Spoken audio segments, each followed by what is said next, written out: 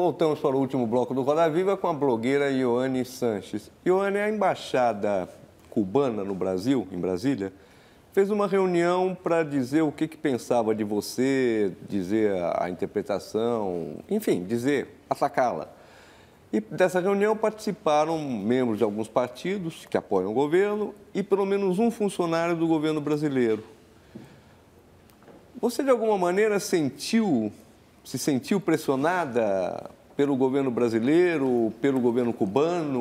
Houve essa hostilidade que houve a você? Você atribui ao governo cubano, organizada ou inspirada pelo governo cubano, o governo brasileiro? Bueno, realmente me parece muy contradictorio que por un lado el gobierno cubano diga que yo no tengo ninguna importancia y por otro se tome tanto esfuerzo y trabajo en denigrarme y difamar por mí fuera de las fronteras nacionales. O sea, resulta un poco contradictorio si soy una figura que no tiene ninguna trascendencia dentro o fuera de Cuba, ¿para qué emplear tantos recursos, tiempo y energía en desacreditarla, ¿no? Por otro lado, no me sorprende que el largo brazo del castrismo llegue hasta Brasil. No me sorprende porque conozco las estrategias que lleva a cabo la policía política en mi país y todo el andamiaje propagandístico, ¿no? Es su estilo, es el estilo. Y ya antes de viajar a este país tan hermoso que me ha recibido con pro y contra, lo cual está muy bien porque soy una demócrata autodidacta, antes de viajar ya en algunos sitios oficialistas de internet, no en medios de alto nivel, pero sí en medios que son asociados frecuentemente con la voz de la seguridad del Estado, ya me estaban amenazando con una respuesta contundente en Brasil. Por tanto, no creo que sea una casualidad. Conozco el estilo. Es el mismo estilo de los actos de repudio que se hacen en tantas calles de La Habana y de otros pueblos y provincias del país. Un estilo que implica violencia verbal, algo de violencia física y sobre todo muchos insultos para rebajar la autoestima, hacer sentir mal al objeto, a la persona atacada, ¿no? En cuanto a la existencia de la reunión y de todo este escándalo que se ha provocado casi siendo yo ajena a él, ¿no? Debo decir que no he recibido ni tengo pruebas de ninguna presión por parte del gobierno brasileño, todo lo contrario. Después de los sucesos más complicados de Feria de Santana, he notado una disposición a protegerme, a hacer que mi estancia en Brasil pues sea lo más agradable posible, ¿no? Entonces, lo que sí he notado es que en estos grupos de protestantes que van a las afueras de donde yo me presento, hay como un guión que se repite una y otra vez. Yo preferiría creer que son espontáneos, preferiría pensar que yo puedo mover esa pasión, que esas personas pues están en contra de mis ideas, pero en los intercambios verbales que he tenido con ellos me he dado cuenta que muchos ni siquiera conocen lo que escribo, que ni siquiera conocen el nombre de mi blog. Y algo que me ha parecido realmente significativo es que muchos de ellos siempre llevan un dossier impreso en el mismo papel, con los mismos colores, con el mismo contenido a todas partes, como si alguien hubiera repartido un guión, una cartilla para decir tienen que atacar con estos puntos. Conozco esas estrategias, sé por dónde van y de alguna manera se unen con lo que decía anteriormente de la táctica de matar al mensajero. No escuchen a Ioane, elimínenla moral y éticamente. Ioane, do outro lado, ainda sobre o tema dos protestos, te causou alguma confusão o fato de as pessoas que te receberam com protestos aqui no Brasil se colocarem, enfim, com uma história de luta contra a ditadura militar brasileira, mas apoiarem a ditadura cubana? Essa diferença entre ditadura de esquerda e ditadura de direita te confunde, te irrita de alguma maneira? E uma segunda questão relacionada a essa, qual é a precaução que tu toma também para não cair na armadilha oposta de pessoas eventualmente que nunca foram contra a ditadura militar brasileira, hoje aparecerem em fotos perto de ti posando de democratas? ¿Cómo es que tú lidas con eso? Bueno, en primer lugar, sí, me parece muy doble moral que, por un lado, pues se esté denunciando un régimen militar autoritario de corte de derecha y, sin embargo, se sea ciego o se calle ante la falta de libertades, el totalitarismo cubano, ¿no? Yo no creo que se deba hacer distinción en cuanto a una dictadura, si es de derecha o de izquierda, o el color político, ¿no? la consecuencia, hay que ser consecuente, estar en contra de la limitación de los derechos de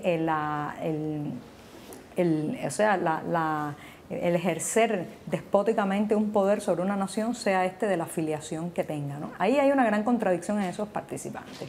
En torno a las personas que se me han acercado, con las que todos he dado abrazos y me he hecho fotos con muchísimos, no solamente en la Cámara de Diputados, en la calle también probablemente he abrazado a personas de todo tipo de tendencia. Yo por lo general soy así, yo soy una persona de la conciliación, una persona que trata de extender su mano a todo tipo de gente, ¿no?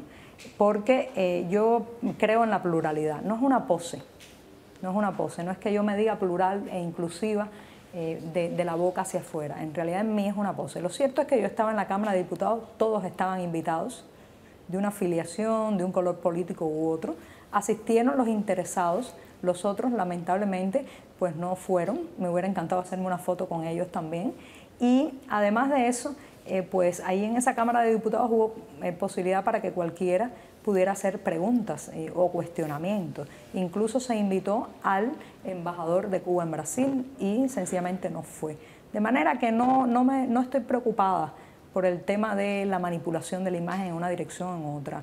Cuando mis amigos, con muy buena voluntad, me dicen frases como cuidado, te van a manipular, yo digo, yo prefiero que manipulen mi palabra y no mi silencio.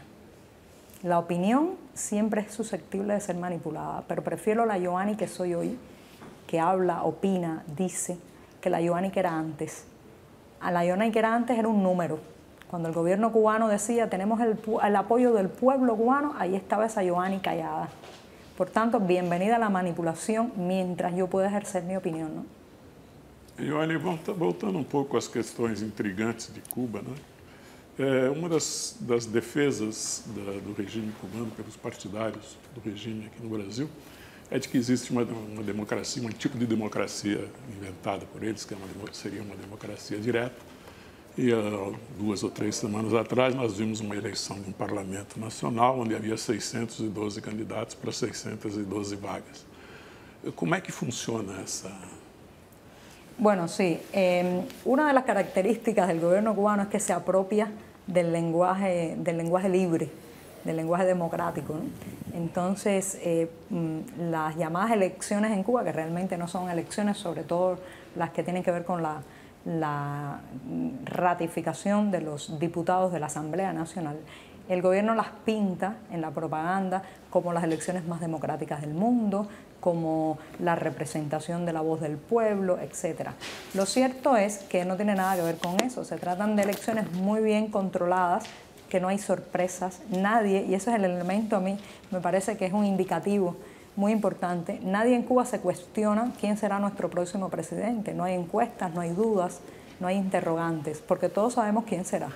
Entonces, esa incapacidad que tienen las elecciones en Cuba para provocar una sorpresa o un cambio, pues es uno de los grandes indicadores de su fracaso como mecanismo democrático, ¿no? Porque un mecanismo democrático siempre podría dar como resultado un resultado inesperado o no calculado en su verdadera envergadura. Por otro lado, la Asamblea Nacional es una asamblea que se anula a sí misma. Es una asamblea que en todos los años de constituida jamás ha votado en contra de una ley que baja desde el poder, ¿no? La mayoría de las leyes votadas han sido por unanimidad o por mayoría, casi absoluta, y sobre todo es una Asamblea Nacional que cuando se leen las estadísticas parece muy plural. Por ejemplo, ponen las estadísticas de cantidad de mujeres, cantidad de campesinos, obreros, gente joven, y para alguien que no conoce bien la realidad cubana, estas estadísticas podrían quedar como suficiente evidencia de que se constituye un parlamento plural y democrático. Lo cierto es que aunque hay toda esa variedad de raza, género, edades, filiaciones, o sea, filiaciones de tipo cultural o quizás, por ejemplo, filiaciones a organizaciones de campesinos, etc., lo cierto es que es monocromática nuestra Asamblea Nacional en torno a la filiación política e ideológica. Y por otro lado, no sabemos a ciencia cierta cómo piensan nuestros diputados sobre los temas más candentes de la realidad nacional. Porque la propia ley electoral, y esto es un elemento que realmente es muy importante para analizar ese inmovilismo, esa falta de cambio que provoca el poder popular en Cuba, uno de los elementos es que los candidatos no pueden decir un programa ni posiciones con respecto a un tema, solamente una foto y una biografía. Pero ¿cómo voy a saber yo, con la foto y el currículum de una persona? E no Brasil chamava Lei Falcão. Houve isso durante a ditadura militar. Exacto. E quantas vezes por ano se reúne a Assembleia? Bueno, la asamblea máximo 3 veces al año. Normalmente son 2, pero puede reunirse hasta 3. E os es un deputados parlamento são remunerados ou não? Os deputados recebem Bueno, salário? según tengo entendido, no. Según tengo entendido, es como un servicio a la nación, ¿no? Ioane, eu gostaria que você falasse rapidamente, não muito, sobre 4 figuras da história cubana. Primeira, Fulgêncio Batista. Bueno, Fulgencio Batista fue el dictador anterior. Cuba ha pasado por manos de tantos dictadores. Fue el dictador anterior y fue de alguna manera el motivo para la revuelta popular que produjo la revolución y la dictadura posterior. Che Guevara. Che Guevara. No me gustan las personas que utilizan las armas y los medios violentos para hacer valer sus utopías. Una vez leí una frase de Che Guevara que con esa frase ya me alejé del personaje y decía: un revolucionario tiene que saber convertirse en una fría máquina de matar. Lo siento, soy una persona de ideas y argumentos. Terceira pessoa, o general Ochoa, que foi herói na guerra de Angola, homem muito valente e que foi condenado pelo regime cubano como traficante de drogas e fuzilado. Bueno, más que hablar de la persona, porque no lo conocí directamente, ni tiene un legado intelectual para leerlo, lo cierto es que el caso Ochoa del año 1989 fue un cisma en la Revolución Cubana. Por ejemplo, mi madre, que en ese momento era militante de la Unión de Jóvenes Comunistas, dejó de creer en la revolución cuando fusilaron a Ochoa. Mucha gente se apartó por lo arbitrario del juicio, por lo también sumario del juicio, y porque Ochoa quizás representaba la posibilidad de un cambio desde adentro, ¿no? Fidel Castro. Tem algo positivo no legado que ele deixará para a história cubana? Bueno, Fidel Castro sería, para sus admiradores, podría decirse que es un hombre que fue consecuente entre lo que pensaba y lo que hacía. Lo que pasa es que esa consecuencia entre su pensamiento y su acción llevó a la nación a un descalabro.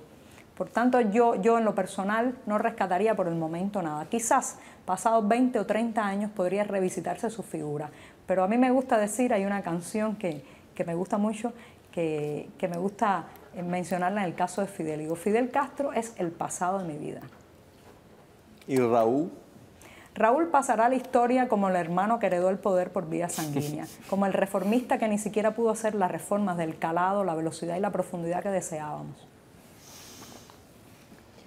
Eu queria perguntar para você sobre mais uma pergunta dessas que estão circulando, e acho que é uma boa oportunidade para a gente fazer um acerto histórico. Você, em 2009, denunciou uma agressão muito grave que da qual você foi vítima por membros do Serviço de Segurança cubano. Queria que você contasse um pouquinho essa história, o que aconteceu e como aconteceu. E também, desculpe, queria saber, na sua opinião, qual o risco que você corre de manter esse blog? A impressão que a gente tem que já foi pior em Cuba, mas qual é exatamente, isso é uma impressão acertada? Qual o risco que você corre de manter suas atividades? Sí, a mí me llama la atención que muchas personas críticas mías se enfoquen en ese secuestro, ¿no? Se enfocan, pero yo he sido secuestrada en otras ocasiones. La última vez fue en octubre del año 2012, que hay pruebas fehacientes de eso, porque incluso el propio gobierno lo confesó, mientras me trasladaba como periodista a cubrir un juicio en la ciudad de Bayamo. También fui detenida arbitrariamente en noviembre del año 2012, o sea, no estamos hablando de un solo hecho violento, de un solo hecho agresivo contra mi persona física, sino de una secuencia de hechos. Ahora bien, las personas que dudan, porque es como arrojar duda, es la duda sobre la víctima. Y eso es algo que es típico de la represión raulista. La represión de Fidel Castro era como un show mediático, una especie de Big Brother, donde el disidente, el opositor, era juzgado en público, era condenado a penas de cárcel enormes, y todo el mundo sabía lo que había pasado con ese hombre. La represión raulista trata de ser en las sombras, de no dejar huellas, de no dejar rastros legales. Por eso yo creo que es una represión que se ha paramilitarizado. Perdón. Un momento. Es una represión que a mi juicio se ha paramilitarizado. Por ejemplo, es más común que personas vestidas de civil que no se identifican, autos con matrículas privadas, te arrestan en la calle, te secuestran, porque para mí es un secuestro cuando no es una autoridad, y en lugar de llevarte a una estación de policía, te llevan a otro lugar, que puede ser un parque, una carretera, y entonces así, después la víctima solo tiene su palabra contra la palabra de quién. ¿Dónde está el represor? ¿Quién es? ¿A qué cuerpo policial pertenece? El caso de noviembre del año 2009, las personas que hacen esa pregunta ignoran algo importante, de ahí que muchas de esas preguntas son fruto del desconocimiento. Es un guión basado en el desconocimiento. Olvidan que ese día yo no iba sola. Yo fui secuestrada junto a mi amigo y blogger Orlando Luis Pardo Lazo. Íbamos en el mismo auto, los dos fuimos golpeados en ese auto y los dos fuimos abandonados en un barrio cerca de mi casa. Iba también con una amiga, blogger también, Claudia, y con una amiga de mi amiga Claudia. Ellos son los testigos de ese momento y el testimonio está contado. No es el testimonio solo de Yoani Sánchez, yo podría novelar o fabular, es que hay otros testigos. Pero todo eso se inscribe en la situación del desvalimiento de la víctima a la hora de contar algo de lo que el represor no ha dejado pruebas, ¿no? Nós vamos, infelizmente, ter que acabar, porque a hora acabou. Agradeço muito a presença da Chantal Reis, da Laura Capriglione, do Jaime Pinsky, do Rodrigo Cavalheiro, do Sandro Vaia e do Paulo Caruso, e especialmente a Ioane por ter achado esse espaço na sua agenda para vir aqui saciar a curiosidade dos espectadores e verem pessoalmente você falando de viva voz. Muito obrigado a todos, boa semana e até a próxima segunda-feira.